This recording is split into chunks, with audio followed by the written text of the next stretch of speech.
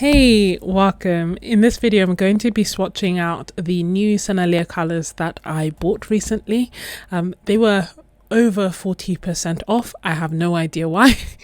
And so I decided to get a few. I got a mixture of some of the colors that I just use time and time again that I really like Sophie Yellow, but I also decided to get a few colors that I've tried in other brands but not in Sennelier, like Yellow Lake PY150, which is one of my favorite yellows, so we'll see if that's the case. And I also used it as an opportunity to try out some more expensive colors that perhaps I wouldn't normally buy, but because they were 40% off, it made the price a lot more reasonable. As usual, I will leave everything linked down below in the description. I will also say that as well as the Sennelier, let me just put this down for a second. So these are the Sennelier colors that I bought that I've written out for you.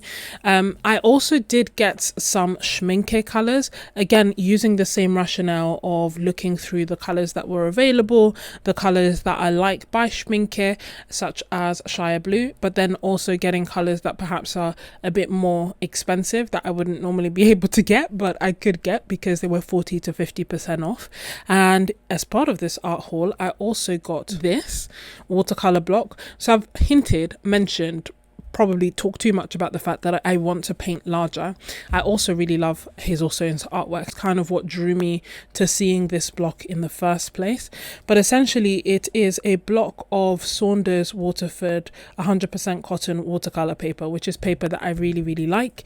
And so when I saw this for, I think again 50% off, all on clearance essentially, I couldn't help myself and I got some. This is 15 sheets that I got for around £15 or just under, but as you can see, it's 28 by 38 centimeters, so it's quite large. In addition to that, I also got some pastel matte paper, but I figured that it wouldn't be that exciting to look at just plain paper.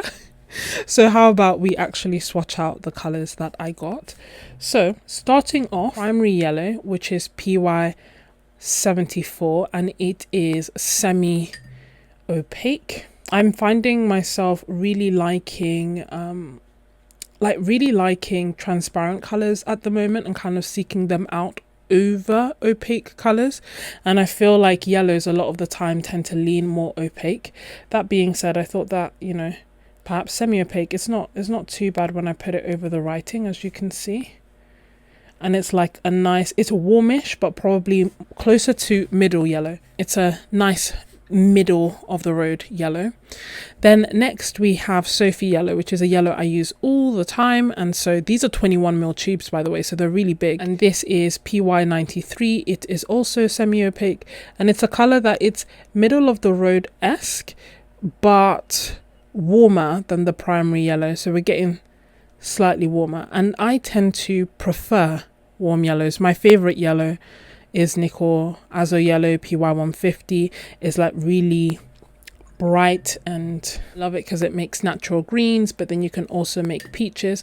But I'm seeking some yellows that are slightly lighter, and that's where quite often Sophie Yellow comes in, like something that's slightly cooler and thus can make slightly brighter greens.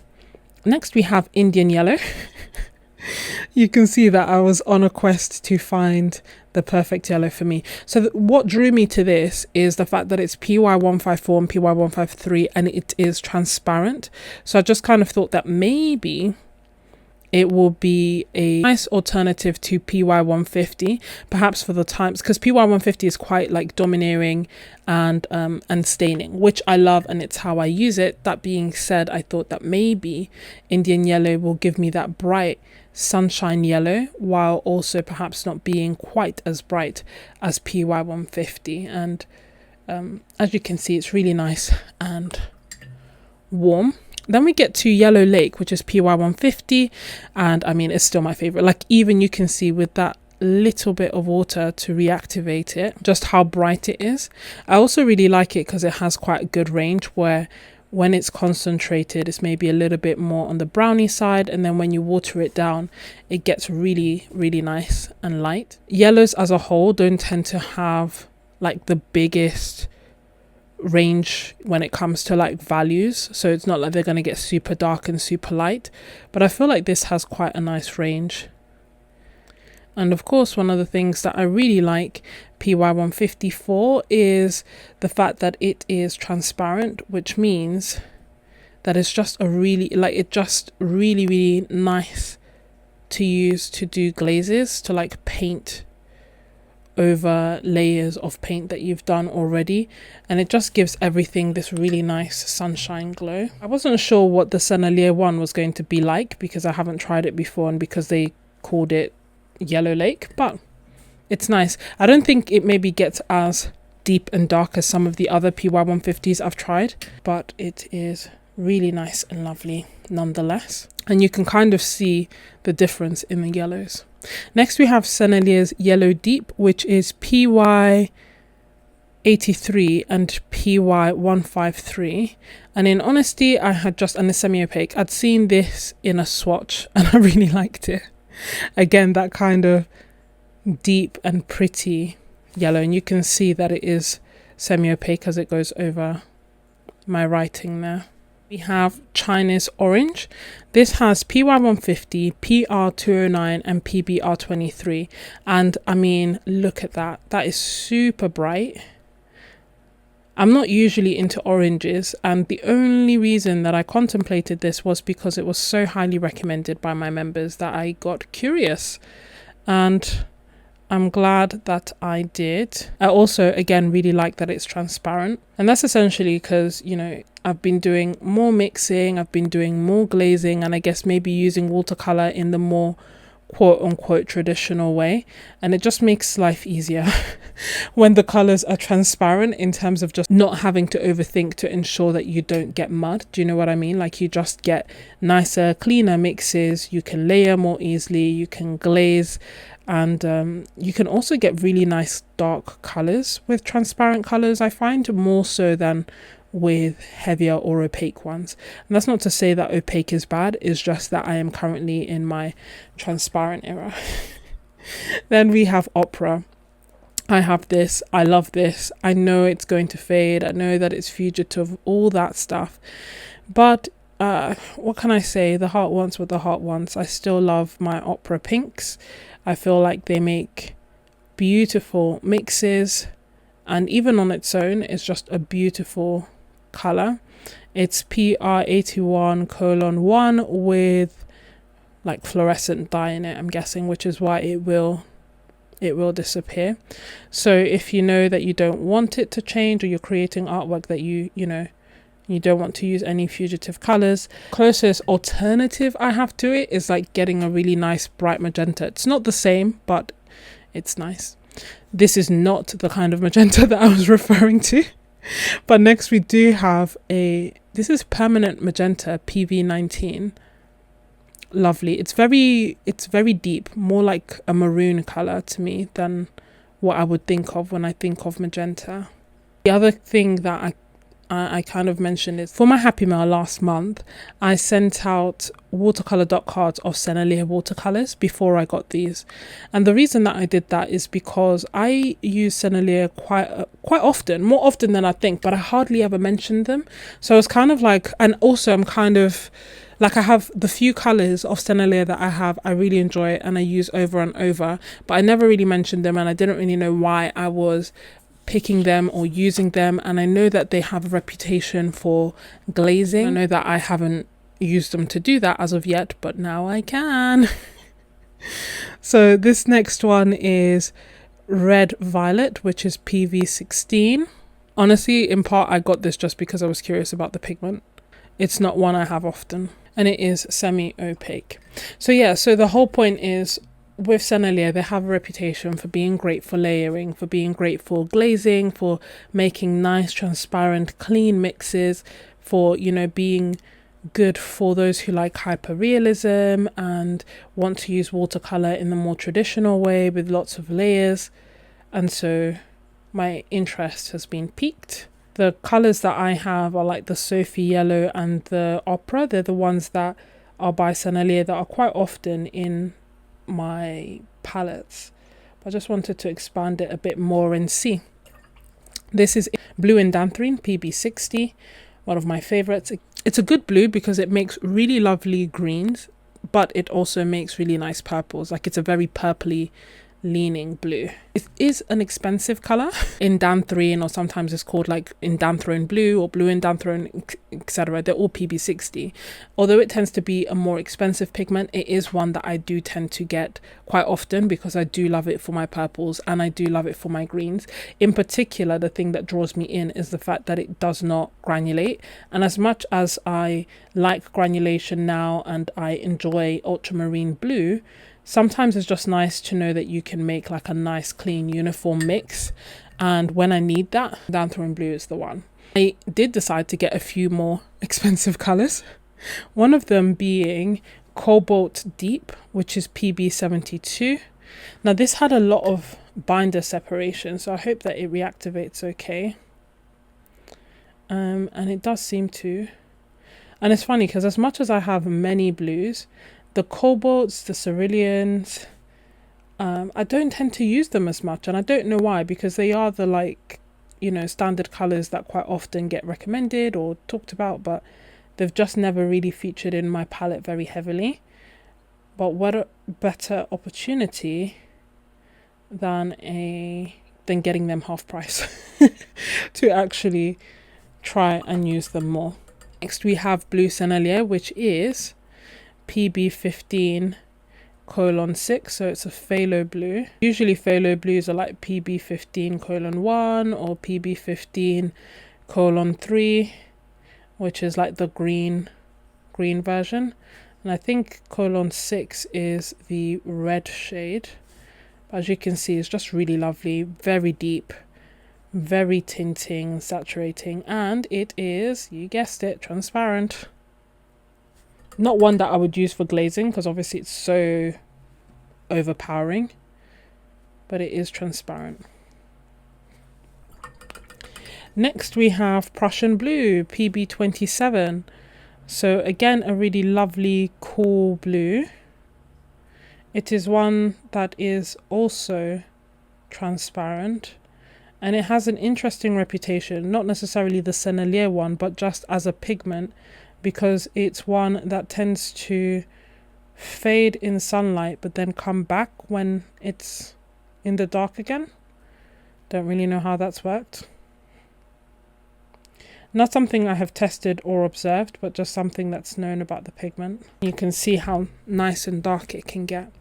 Then we have Cobalt Green, PB36, another one of the colors that I got in part because I thought it was pretty, and also because it tends to usually be on the more expensive side and not a color that I would be getting otherwise. And as you can see, it also had a lot of binder separation, and I don't know, I mean, they were all on clearance, so I suspect it's more to do with them being old stock as opposed to like representative of Sennelier as a whole. And when it does happen, it does tend to be like heavier pigments, older paints, you know, that's when it's more prone to. And that just means that when you open the tube, you see like that yellowy liquid come out, and you should resist the urge to just pour it all out. Instead, try and mix it back into the tube, whether it's that you massage it or you get like a paper clip, straighten it out and mix it. You just want to, it will help your paint last longer and have the normal properties, because that's the binder which the paint actually needs, even if it is separating out from the pigment. That's a beautiful color. It almost reminds me of like a cobalt turquoise. Really nice. Next we have Phthalo Turquoise, which is PB15:3 and PG7. The thing that I love about learning pigments is that if you know them, you'll know that if you have a phthalo blue and a phthalo green and you mix them, you can get pretty turquoise colors like this. And blues tend to have like great value ranges, so you can get them super dark or super light. And I say that to say that, hold on, because it is they are phthalos, which is why it's so staining and so powerful. But if I lift loads, you can also see just the range of color that you can get. You can mix yourself, and it is transparent. Next we have Cerulean Blue, like I said, another one of those colors that I don't use that often, but I want to use more, and I'm kind of curious. I feel like I keep using the cheaper alternatives. As you can see, the Cobalt colours and Cerulean, which is a Cobalt colour, had binder separation, which is why it's being a little bit trickier to reactivate here. Big pigments, so on and so forth. But you can see it reactivate. I actually quite like this colour. I keep using like manganese blue hue or phthalo blues with white to kind of get to this colour. Now I'm wondering if actually is cerulean the colour that I wanted all along. Although it's opaque. Let me see. Although like if you water it down, it's not actually that bad, is it? Next we have olive green, which is PY150, PG36, which is this bad boy here, and PBR23. And it is transparent, and that is wonderful. Like looking at all of this is so satisfying. I wasn't sure about this color initially because, you know, it had so many pigments, and I usually like mixing my own greens anyway. And the thing is, like, if you get a green that has 3 greens and then you want to, you know, change it, you're going to make it 4 or 5 colors, just increasing the likelihood of it becoming muddy. But I do tend to like olivey greens, and so I was tempted and I got it as is, and I'm glad that I did. And then the final Sennelier color that I got is Burnt Umber PBR7, which is transparent. So let me just reactivate that. And there we go. Now I don't have many. Well, I have a few Sennelier colors. One of the things that I wanted to mention also is that the tubes tend to have different formulation to the pans, but here they are. There's something in the air and a sparkly shimmer on our skin. Restoring everything within. Oh, dreamy, breezy, we go. Easy, easy on our tiptoes. Undercover agents of the other. Beyond gravel, beyond all.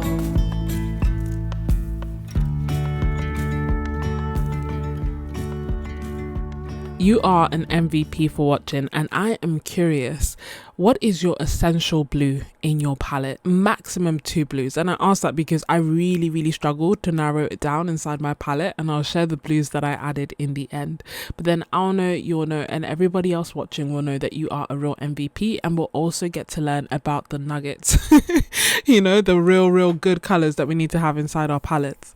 Now, I know myself, if I leave the paint inside these tubes and I tell myself that actually another time I will pour them out and paint with them, it will just never happen. It will take absolutely forever. So to lower the barrier to painting, to make it easier for me to actually paint with these beautiful paints and paint in general, I decided to pour them straight out into my palettes. And the first job was the hardest because I have 16 wells, and I just had to make the decision about which colors I was going to include versus which ones I was going to leave out. I've kind of shared my secret formula for creating the perfect palettes for me in previous videos, and if I were to summarize it, I'd say that I think about the primary colors that I actually use, so it's not just a split primary, because I know personally I don't use a warm red, so I don't need it.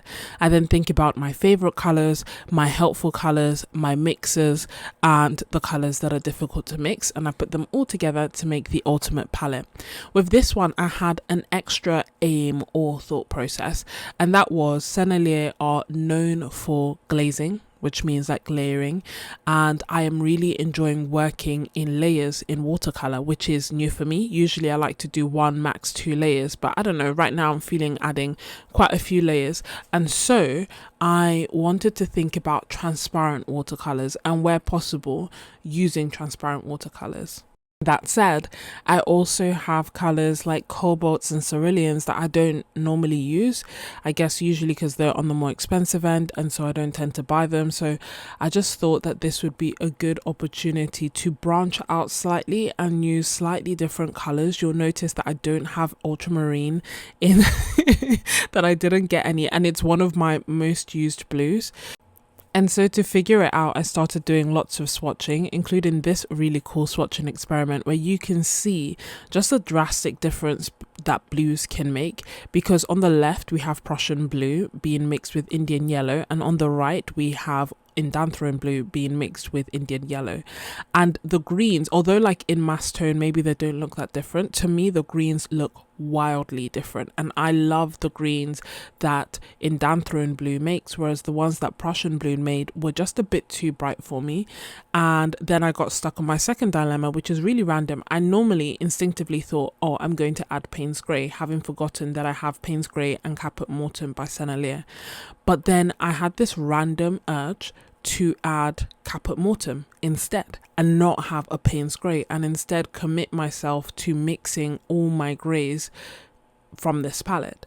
And I was going back and forth on it. I also asked my members, and it's so random, like I don't use Caput Mortuum that often, but I don't know, I just felt it so strongly, and so I decided to actually add Caput Mortuum as the final colour in my palette and omit having a Payne's Grey inside. So all the greys that I've been having in my paintings and like black colours are just colours that I have been mixing myself. For me, it's a delicate balance when creating these new palettes, because on one hand, I want it to be different enough that I'm actually pushing myself and that I'm trying new things and leaving the possibility to discover new favorites. On the other, I can't have it so wildly out there that I just don't use it as much, because I gravitate towards my comforts and my knowns. But thankfully, I seem to have got it just right with this palette, which is great. For my palette, I wanted to use one of the ones with like big wells, because I've been using bigger brushes, and thus I could only pick 16 colors, which shouldn't be that hard when I was starting from 20, but believe me, this took me a while. I started off with Yellow Lake, which is actually Nickel Azo Yellow PY150. It is my favorite yellow, like in general across brands. I just love it so much, and I did consider omitting it, but like I said, I need to have some of my favorites in there to, you know, really keep me going. And I also love that it is transparent. I love it for glazing. I love the greens that it mixes. I love the peaches that it can make. I love that it can also make bright oranges if I want. And I also love that if I mix it with like a pinky red, like a quin magenta, I can make it warmer. So it won't be like a fire engine red, but it will give me my red if I need. Then I picked Indian Yellow, which is PY154 and PY153. I was in two minds. I was considering picking yellow Sophie yellow, which I really like from Sennelier. It's one of my go-to yellows. It is currently in the vast majority of my palettes, and so I thought actually I don't want to just recreate the same palette, and it is very similar to Yellow Lake, so instead I opted for Indian Yellow, which is a bit warmer and also transparent. I wish it was just one pigment, but what can you do? The next color that I added, wild, brace yourself, is Chinese orange, and this has PY150, PR209 and PBR23. In honesty, I got this color because of Durwood. I trust his judgment and he recommended it, and I do love it. I've used it more than I thought I would have. Maybe it's the Nickel Azo Yellow inside it, I don't know. It's a beautiful orange color. I've loved mixing it with the PY150. I've loved adding a bit of it to my greens and also having it in my painting, so it's actually been a welcome addition. I've also used it to like warm up my browns a bit, so that's been nice. Next, I added Jackson's Quin Purple, which I believe is PR122. Now I know there are some rumors out there about the similarities between Jackson's and Sennelier, and I can't speak to that, but what I can say is that I don't have a pinky red, and I thought that that would be a really good replacement. When it comes to Sennelier, I know they have a Helios Purple, which I believe is PR122 and is similar to the color that I actually wanted, but it was sold out out. So I decided to add the Jackson's colour instead, and I'm happy with that. Then the next one is actually Opera, which is PR811, and I was in two minds about this. On one hand, I love it. I love the colour. It's beautiful. On the other, part of me was like, oh, this is leaning towards a more professional standard watercolor palette, in terms of the fact that, you know, transparent colors plus the addition of cobalts and cerulean, and the colors are light fast. And if I'm including the Opera, then, you know, and I use it in my mixes, it won't be light fast. So I was just thinking and ahhing about the two, but in the end I just love the color too much, so I decided to add it. I did add Permanent Magenta, which is PV19. It's an interesting color, very interesting in the sense that it's very violet leaning, I guess, a bit. It's not brown, but it's very violet leaning over it being like a quin magenta, or what an actual magenta I would expect it to be. Then we have Red Violet PV16, and this is an interesting one because, I mean, it's one pigment, but with the eye of faith, I feel like it granulates into a blue and a red, and I can't explain what I'm seeing. I can just say that it is purple when I look at it, but sometimes when I swatch it out, I feel like I can see a separate blue and I can see like a separate pinky color inside there. Really pretty. Then next we have Indanthrone Blue, which is PB60. It is one of my favorite colors in general. I just love the blue.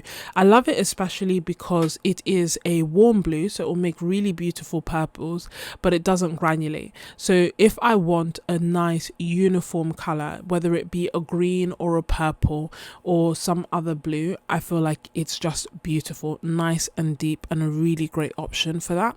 So it's quite often my alternative to ultramarine blue when I want a non-granulating blue in my mix. If I'm being completely honest, I feel like of all the indanthrones that I have tried, this one isn't my favorite. Sometimes it doesn't feel quite as bright as some of the others that I've seen and I've tried and I've used. That being said, I'm enjoying it in my palette. Then we have Cerulean Blue PBR35. Yay! I can't believe it's been this long for me to use cerulean and cobalt. Like, look back, I don't often use them, and it's not because I'm worried about them being like heavy metals or anything like that. It's more so just that they're more expensive, and so I haven't used them. So I'm really excited to have them in this palette and to be using them more often. Cobalt Deep, which is PB72. To me, the Cobalt Deep is quite close to Ultramarine Blue. It's my Ultramarine Blue alternative in this palette because they're both granulating and really lovely. Then I added Sennelier Blue, which is PB15:6. So it's like my phthalo blue, bright electric. I couldn't pick, as you can tell by how many blues I added to this palette. I really couldn't pick. They're so different. Sennelier Blue is maybe in hindsight the blue that I didn't like 100% need, but at the time I just thought it would be a really nice non-granulating electric blue. Cobalt Green PB36, lovely new addition, really nice. Although it's green, and it is green, I have used it in skies a little bit. I've used it quite a lot because I've been painting a lot of coastal scenes from my time in Cornwall, so that's been a really beautiful color to add to my palette. Then next, Phthalo Turquoise PB15 and PG7, lovely color. I love it because it's quite nice and dark, like in mass tone, and it makes really lovely purples when mixed with quin magenta. I can't explain it, it just does. Then I have Olive Green PY150, PG36 and PBR23. This, I mean, it's not like a necessary add, but I was kind of curious to see what role it would play in my palette. Thus far, I've mixed all my greens.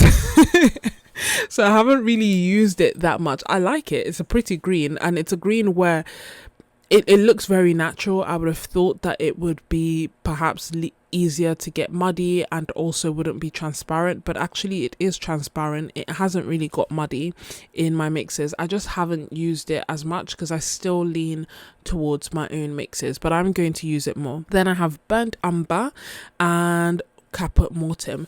But you know what, so far so good. I'm using it in quite a lot of my mixes, especially to make greys. That's honestly where I feel like I use these two colors the most. The burnt umber to me does look almost, it's a very light burnt umber in terms of like, to me it almost looks like a burnt sienna. Really nice, doesn't granulate quite as much, but it's a nice color nonetheless. And then Caput Mortem, honestly, so far so good. It's one of my most used colors in this palette thus far. I have no regrets about it being inside here. And as I'm looking at my palette as I'm talking to you, I can see that Nickel Azo Yellow has like a massive dent in it, as does Indian Yellow and the Caput Mortem.